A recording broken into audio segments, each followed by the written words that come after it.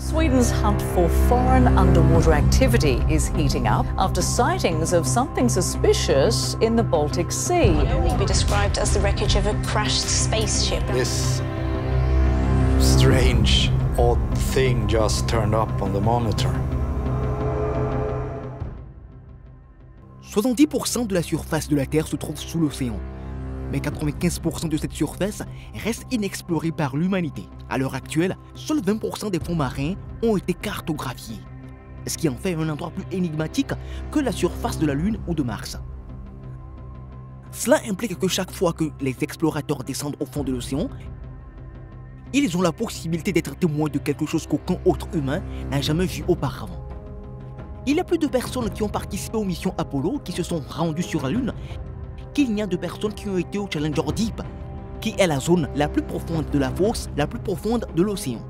Depuis des centaines d'années, les marins racontent des histoires étranges et déroutantes de bateaux fantômes, des méduses immortelles, de sons inexpliqués et d'objets qui semblent venir de notre monde. Mais est-il possible qu'un vaisseau spatial de notre monde se trouve au fond de l'océan? Dans cette vidéo, nous plongeons dans l'anomalie de l'objet ovni bizarre qui a été découvert dans la mer Baltique, ainsi que d'autres découvertes déroutantes. Au plus profond des eaux glaciales du golfe de Boutmy, dans la région de la mer Baltique, se trouve une entité singulière avec un grand disque qui fait 2 fois la taille d'un terrain de football. Elle a été découverte en 2011 par une équipe d'explorateurs subaquatiques. L'entité mesure 60 mètres de diamètre et est unique en son genre. Cette anomalie dans la mer Baltique est une découverte unique en son genre. En raison de l'atmosphère, d'intrigue qui entoure son histoire, de nombreuses personnes l'appellent le mystère de la mer Baltique ou l'objet mystère de la mer Baltique. Il est situé dans les mers entre la Suède et la Finlande.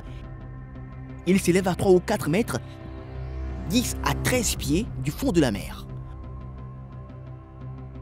L'objet principal semble avoir des bords droits, des lignes de construction et des boîtes dessinées dessus. Des fissures remplies d'une mystérieuse substance sombre sont visibles tout autour de l'énorme chapeau en forme de champignon qui se trouve au sommet de l'objet. De nombreuses personnes ont parlé d'une énorme pierre, d'une porte vers un autre monde, d'un Stonehenge sous-marin ou même d'étranges cercles de pierres construits par une ancienne civilisation.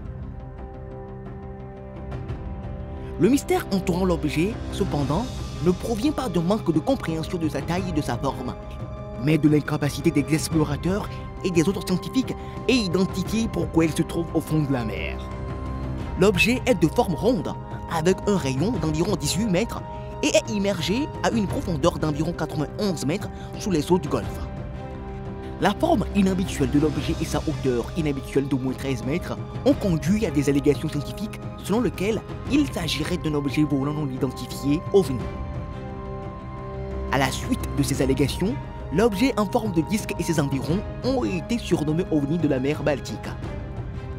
Ces allégations concernant le mystère de la mer Baltique ont été renforcées lorsque des plateformes ressemblant à des trottoirs ont été découvertes s'étendant sur environ 300 mètres à partir de l'objet. Un autre aspect corroborant les rapports d'OVNI dans la région de la mer Baltique est l'incapacité des équipements électriques des explorateurs, comme les sonars et les téléphones satellites, à fonctionner à proximité de l'objet mystérieux.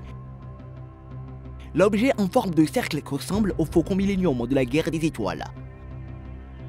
Bien que de nombreux scientifiques ou la base d'un U-boat ou d'un navire nazi qui s'est noué pendant la guerre froide, un glacier ou un dépôt glaciaire datant de l'ère glaciaire apparu à la suite de processus de dégel glaciaire ou de processus post-glaciaires, aucune de ces théories ne peut expliquer pourquoi les équipements électriques semblent mal fonctionner à proximité.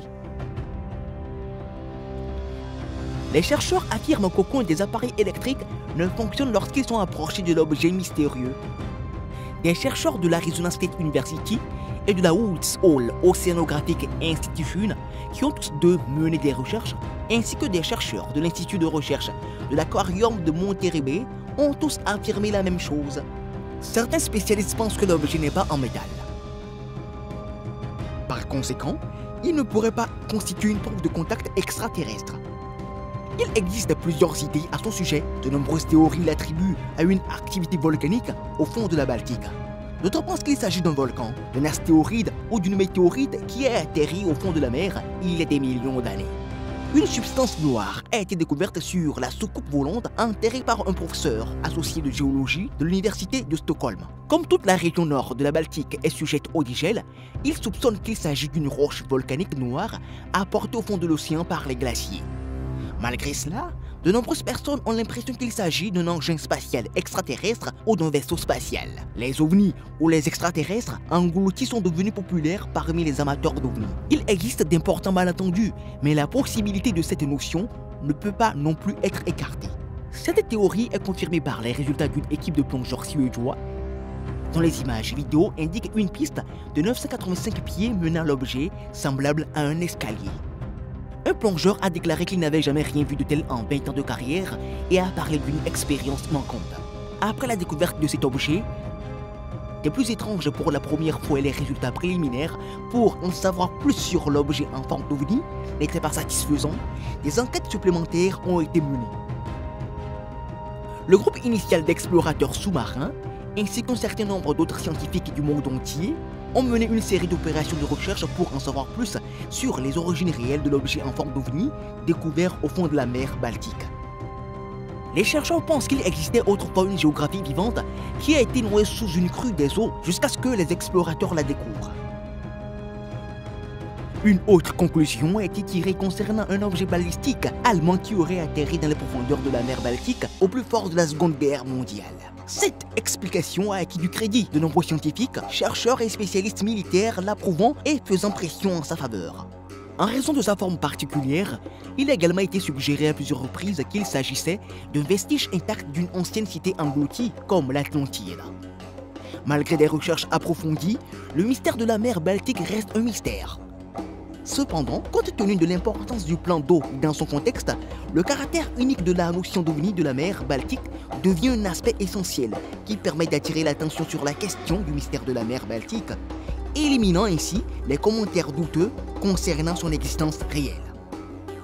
Maintenant que nous avons éliminé ce point, voici d'autres mystères qui vous feront vous gratter la tête. Les plongeurs et les archéologues sont fascinés par un site de plongée particulier situé au large des côtes de Yonaguni. Il se trouve sur une île isolée à l'ouest de Naha, la capitale d'Okinawa au Japon. Il est célèbre non seulement pour les bancs de requins-marteaux que l'on peut y observer, mais aussi par la mystérieuse structure sous-marine qui fait l'objet de discussions depuis longtemps. Cette énorme structure rocheuse linéaire est-elle une caractéristique géologique naturelle ou était-elle autrefois le site d'une ancienne île aujourd'hui submergée? Les mois d'hiver amènent une grande population de requins-marteaux à Yonaguni, ce qui en fait une destination populaire pour les plongeurs qui veulent les observer. Monsieur Kiyashiro Arataka a découvert l'endroit il y a plusieurs dizaines d'années alors qu'il cherchait dans la région de nouveaux lieux de reproduction pour les requins-marteaux. Après avoir mené des recherches plus approfondies, il a trouvé quelque chose qui semblait sortir de l'ordinaire. Une formation qui avait l'apparence d'une structure à étages construite par l'homme. Il pense que cette construction est le vestige d'une civilisation oubliée depuis longtemps, qui existait à l'époque de la dernière période glaciaire, soit vers 10 000 ans avant Jésus-Christ. Si l'information est correcte, cette structure existait avant les pyramides d'Égypte. Peu après la découverte de la structure, un professeur de l'université d'Erasmus, Masaki Mikura, a entrepris d'étudier la zone environnante. Mikura est d'avis que le site représente la preuve d'une civilisation sophistiquée, bien que de nombreuses personnes continuent à affirmer qu'il s'agit d'une formation naturelle. Les mystérieux nuages Morning Glory du nord de l'Australie. À l'arrivée du printemps dans l'hémisphère sud, les pilotes de planeurs du monde entier se rassemblent dans l'avant-poste aride de Burketown, dans le nord de l'Australie. L'unique bar de la ville est un classique australien qui promet une bière glacée au milieu de la chaleur croissante. Mais ce n'est pas ce qui les attire. Les conditions atmosphériques commencent à conspirer au-dessus du golfe de Carpentarie pour produire centaines des plus belles formations nuageuses de la planète. À partir du mois de septembre, des vagues de magnifiques nuages ondulants commencent à apparaître dans le ciel de la région. Un phénomène connu des aborigènes locaux sous le nom de Kangbolji et plus récemment de Morning Glory car il apparaît invariablement à l'aube. Ces extraordinaires nuages tubulaires qui peuvent atteindre 1000 km de long et 2 km de haut apparaissent en d'autres endroits de la planète mais pas aussi fréquemment ni régulièrement que dans cette partie de l'Australie.